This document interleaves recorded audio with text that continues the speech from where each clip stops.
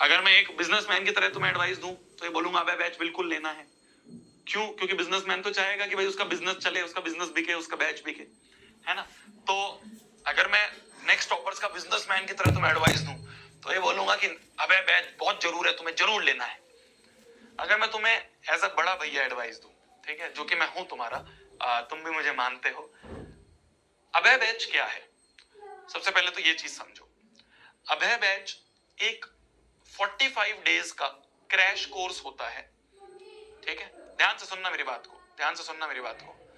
अभय batch एक 45 days का crash course होता है जिसमें कि हम पूरे सिलेबस को, जो आपका क्लास 9 का सिलेबस है, उसके पूरे सिलेबस को अच्छे से एग्जाम ओरिएंटेड तरीके से पढ़ते हैं। जो हमने पूरे साल पढ़ा वो हमने पढ़ा इन डेप्थ नॉलेज, मतलब यहाँ पे मैंने आपको एक एक चैप्टर में बतेरे क्वेश्चंस करवाए हैं, इतने सारे क्वेश्चंस करवाए, उनमें से बहुत सारे ऐसे क्वेश्चन हैं जो मुझे पता है एग्जाम में नहीं आने वाले, पर फिर भी मैंने करवाए हैं, क्योंकि ये एक ईयर लॉन्ग बैच है। आरंभ बैच एक ईयर लॉन्ग बैच है। तो ईयर लॉन्ग बैच में क्या होता है? ईयर लॉन्ग बैच में आपको इन डेप्थ पढ़ाना होता है, छोटे छोटे बेसिक चीजें भी पढ़ानी होती हैं। अभय बैच एक एग्जाम ओरिएंटेड बैच है, उसमें जो पढ़ाया जाएगा वो है जो एग्जाम में आने वाला है।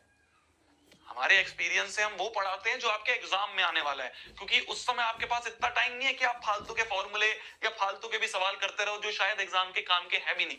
वो सारे हमने आरंभ बैच में कर लिए। तो अगर आपको ऐसा लगता है, मैं फिर बोल रहा हूं, मैं तुम्हें बिल्कुल क्लियरली बोल रहा हूं, मैं तो कहूंगा मत लो यार, तुमने तो पूरे साल पढ़ा है।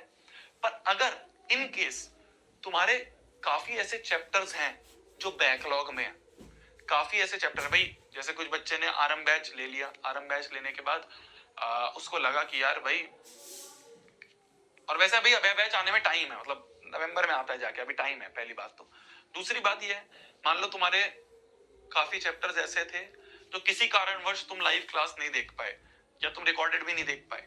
मान लो ऐसे बहुत सारे चैप्टर्स है तुम्हारे किसी भी सब्जेक्ट में, खाली मैथ्स की बात नहीं कर रहा हूं मैं, हर एक सब्जेक्ट की बात कर रहा हूं।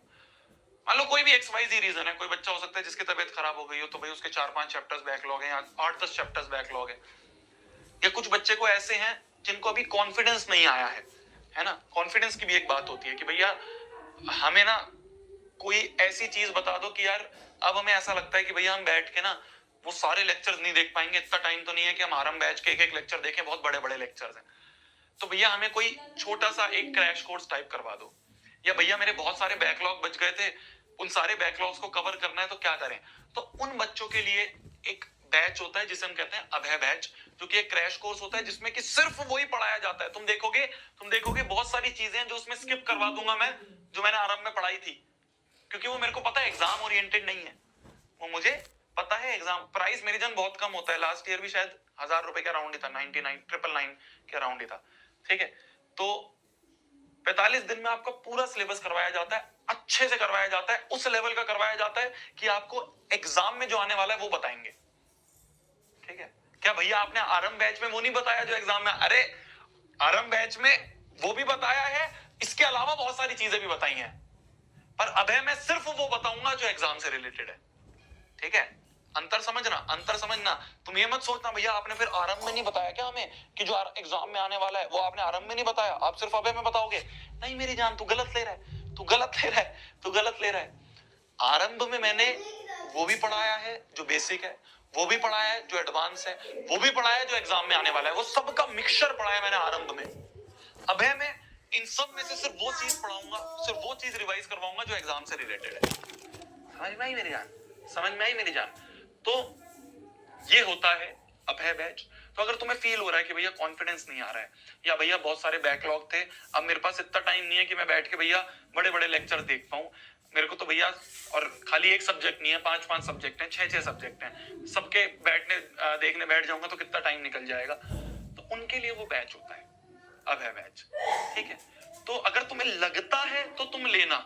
मैं फिर बोल रहा हूं, मैं यार बिजनेसमैन होते तो फिर हम तो कुछ और ही कर रहे होते, है ना। बिजनेसमैन होते तो हमारी कंपनी बहुत बड़ी होती।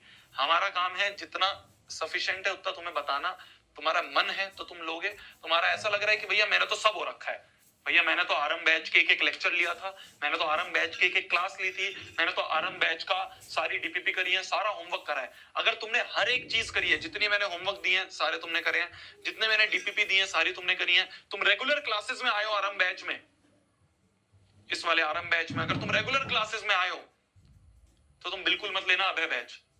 क्यों? क्योंकि तुमने सारी चीज ऑलरेडी कर ली है यहाँ पे। पर अगर इन केस तुमने क्लासेस नहीं ली हैं, तुम बीच में किसी कारणवश छूट गए थे, क्लासेस नहीं ले पाए थे, या फिर किसी कारणवश बहुत सारे बैकलॉग्स हैं, तुमने डीपीपीज नहीं करी है, तुमने होमवर्क नहीं करा है टाइम से, और सारी चीजें तुम चाहते हो कि अब मैं उठ गया हूं भैया, मेरे अंदर एक जोश आ गया, तो तुम्हारे लिए अभय बैच होता है। ठीक है, अब मैं इससे ज्यादा नहीं एक्सप्लेन करूंगा क्योंकि अभी आने में बहुत टाइम है, अभी तो अक्टूबर ही चल रहा है, नवंबर में आता है जाके वो। तो अब एक बच्चा पूछ रहा था कि अबे बैच क्या होता है, तो बताना।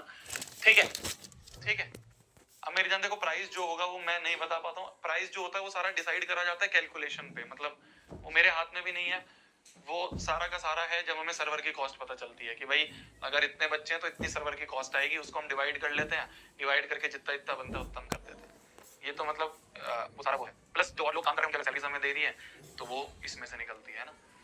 हम खाली 3 नहीं है ना, 50 से ऊपर लोग हैं अराउंड जो ऑफिस में काम कर रहे हैं।